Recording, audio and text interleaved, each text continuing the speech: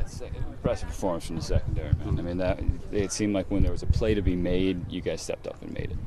Yeah, we give a lot of that credit to the D-line too, because they got in the quarterback face. But in the back end, we did our job. Like you said, we made plays, and we've been practicing. We've been practicing that all year, and it showed up on Saturday. You had a big play yourself in Division in the fourth quarter. It looked like Wisconsin was starting to gain some momentum, move the ball a little bit, and then they went deep towards the end zone, and you were there to break up the pass. Can you kind of walk us through that play? Yeah, with Monty Ball motioned out.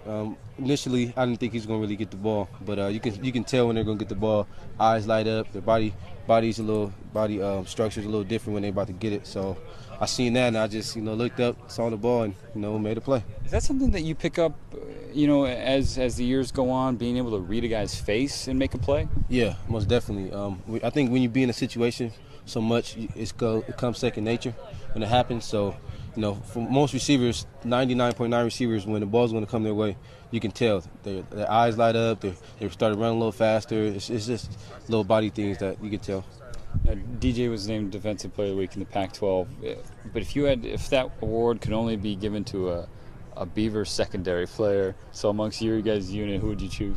Who would you give it to? Would you give it to yourself? I would, but at the end of the day, I think Murph made a nice play on the interception, and he played an amazing game going through what he did, playing for Fred. And so as far as it being emotional and the way he played, I'll give that to him. But I did my thing too, so I think I'll be up in the mix. Is the board in the secondary room updated for the PBUs and the INTs? Is that all the tallies there? Oh yeah, most definitely. Coach Son, he does all the tallies and stuff. So he has it up in the room right now he does it for practice and for the season, so we can keep tabs of what we're doing and things like that. Now, bye week for you. We heard Coach Riley say before you guys broke, basically stay out of trouble. If I know it's kind of a general message, but if you had to pick a guy or two who you feel like should be listening to that message, who you picking out? Man, I don't think I can put nobody on the spot like that. I just think we all need to just make sure we got our heads right this weekend. Don't do nothing stupid, because at the end of the day, distractions goes a long way in how we play and things like that. So we're gonna need everybody, and I think everybody need to be smart. For the bye week, it's like you have 2 bye weeks now sandwiched basically. You have the game against Nichols postponed, and you have a huge win against Wisconsin. Now you got to sit out a weekend. What are your feelings on that? It sucks, especially because, like you said, we had a game that was canceled, and now we have another bye. So we play 2 games in a month, so it sucks. But at the end of the day, we get to get our bodies back a little bit and just focus more on UCLA, have an extra week, and I think that extra week's going to pay off how it did with Wisconsin. And, let's talk about a second for UCLA. It's a more spread out attack. They have a guy similar to Monte Ball, Jonathan Franklin, who's got that home run potential, and a quarterback who can hurt you both with his arm and on the ground, and Brett Hundley.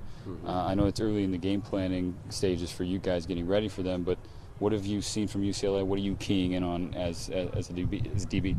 As a DB, as far as my job responsibility, they like to go deep a lot. They like to take their chances. They have athletes out there, so if they're not going deep, they like to get the ball out fast and have the corners, linebackers, secondary tackle in space, which is hard. So I think a lot of their big plays come off missed tackles. So we got to just make sure we wrap up, whether it's Jonathan Franklin or any of the receivers. Now, it is a bye week, though, and that means you do have a chance to kick up the feet and have some fun. What do you got scheduled? Nothing much. Just, hanging out at the house with my cousin, my girl, and just relaxing.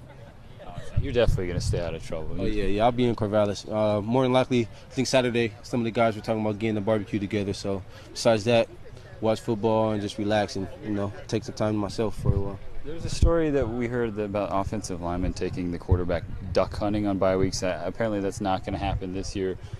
But if say you guys had a bye later in the season, hypothetically, and you could take Sean or Coach Perry out and do something a little fun, do something a little crazy, what would you do? Me personally, I would like to do paintball shooting, especially see Coach Perry paintball shooting. It would probably be a funny picture. He might tag us. Who knows? But it'd be the funny thing to watch. He's got a big target. He's a big boy. Yeah, he does have a big target. So I just want to see how he'll move and how nimble he is and stuff like that.